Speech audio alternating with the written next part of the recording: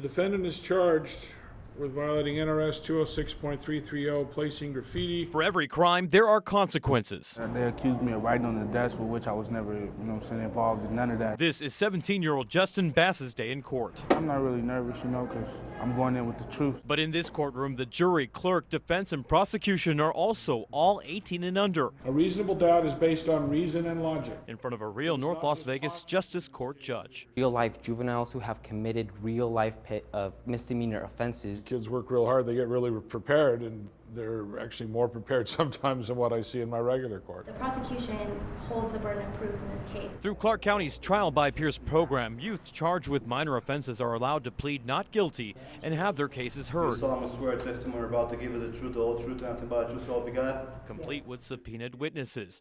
Local attorneys observe and are there for support. As kids, we're told by adults, don't do this, don't do that. But as peers, telling each other, don't do this and don't do that, I think it has a more everlasting effect. Mr. Bass is guilty. We are the most successful juvenile diversionary program that exists. But more than half of its funding may be gone by next year.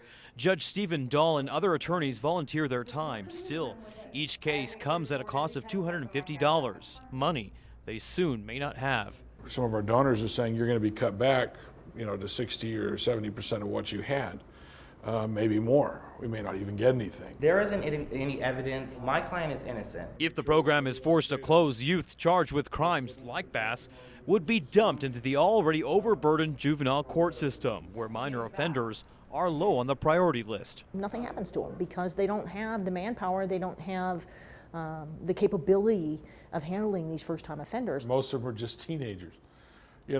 By definition, almost teenagers do dumb things. If you get them the first time and they have a consequence for it, they're likely not to do it again. You never heard him say, I did not tag. But the program doesn't just benefit offenders. For volunteers like Michael Carranza, it's a great way to prepare for college, where he'll practice law. I saw him do it. When I come walking in the room, he was writing on the desk like this. A teacher's aide on the stand testifies she caught Bass in the act, vandalizing a desk at school. When I was leaving the classroom, she was coming in the classroom. He claims he didn't do it.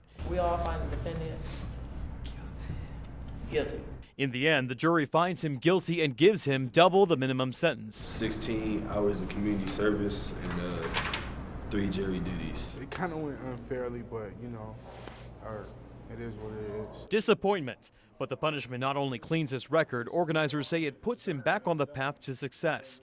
In this court, no matter what the verdict, there's victory.